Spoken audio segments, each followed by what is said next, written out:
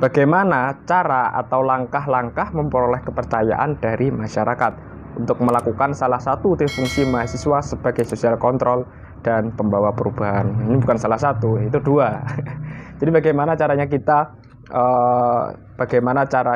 atau langkah-langkah yang perlu kita lakukan agar memperoleh kepercayaan dari masyarakat sehingga kita bisa dengan lancar, dengan mudah dan menjadi menjadi modal lah untuk melakukan trifungsi mahasiswa atau melaksanakan tugasnya sebagai mahasiswa, sebagai social control dan pembawa perubahan. Caranya seperti apa agar memperoleh kepercayaan?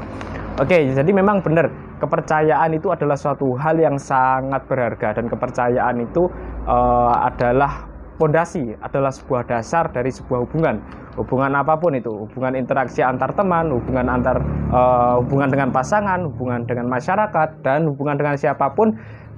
Pondasi awalnya, pondasi dasarnya adalah kepercayaan. Dan kepercayaan bukanlah suatu hal yang diberi, tapi kepercayaan adalah suatu hal yang diperoleh.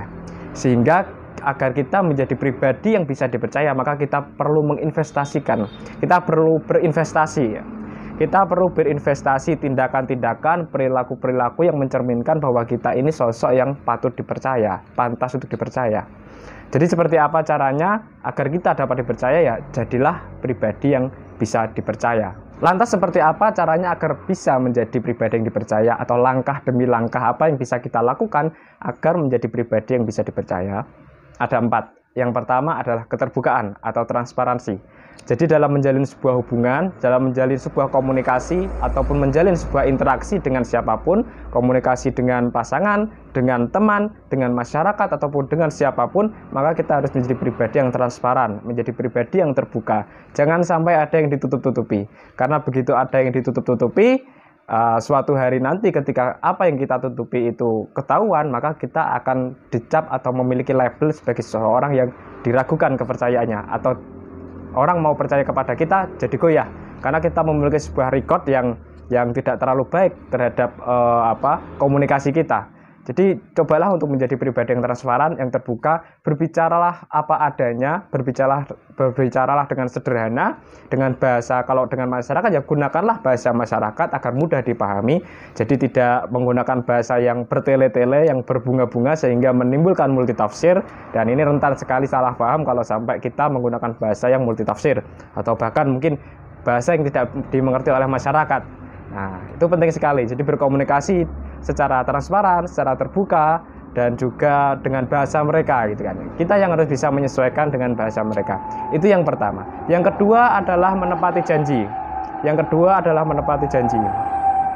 Jadi dengan menepati janji kita akan menjadi pribadi yang bisa dipercaya. Tapi kalau kita seringkali ingkar janji, kalau ada buat janji, buat kesepakatan tapi kita ingkar, misalkan soal waktu ya, pamitan datang jam 10, ternyata jam 11 belum datang dan sebagainya tanpa ada konfirmasi, maka kita akan menjadi pribadi yang tidak dapat dipercaya kan, atau kepercayaan yang diberikan oleh orang lain kepada kita akan diragukan atau akan goyah gitu kan.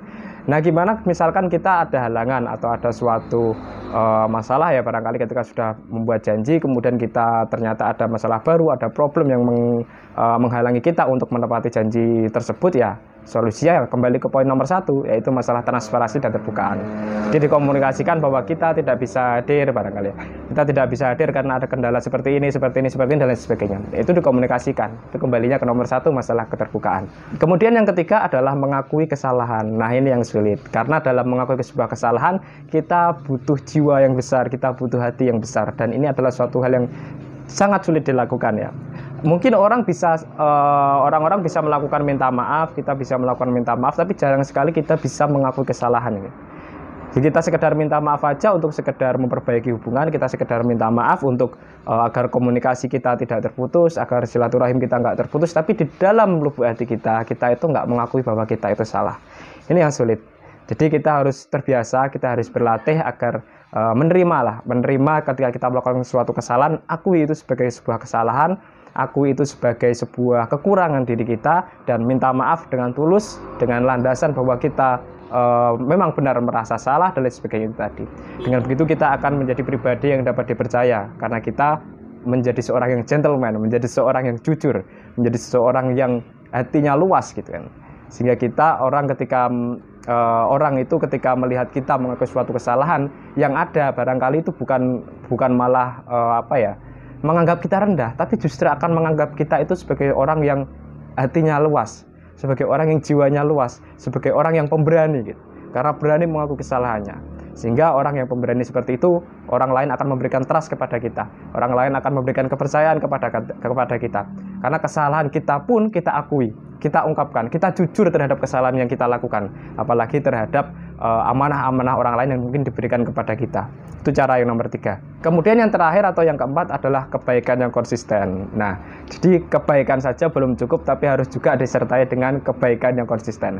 Karena kalau kebaikan yang bersifat temporer, kebaikan yang cuma bersifat sementara, kebaikan cuma di waktu-waktu tertentu saja, kebaikan hanya kepada orang-orang tertentu saja, maka itu juga diragukan nih kepercayaannya juga. Orang lain akan kepada kita dengan kepercayaan yang setengah-setengah. Karena apa? Ya karena orang ini aja, misalkan kita aja baiknya pada orang-orang tertentu saja atau pada saat-saat tertentu saja. Pasti dong ini ada udang di balik batu. Nah, itu juga yang bisa membuat sebuah kepercayaan itu goyah. Kalau kebaikan kita nggak konsisten kepada siapa dan kapan, maka kepercayaan orang lain juga kemungkinannya juga akan goyah. Karena kemungkinan ada udang di balik batu ketika kita melakukan suatu kebaikan tapi tidak konsisten. Itu menurut saya. Bagaimana menurut kamu? Silahkan tulis di kolom komentar. Jika Anda menemukan video ini bermanfaat, silahkan subscribe, like, aktifkan notifikasi loncengnya, dan share agar lebih banyak lagi yang merasakan manfaatnya.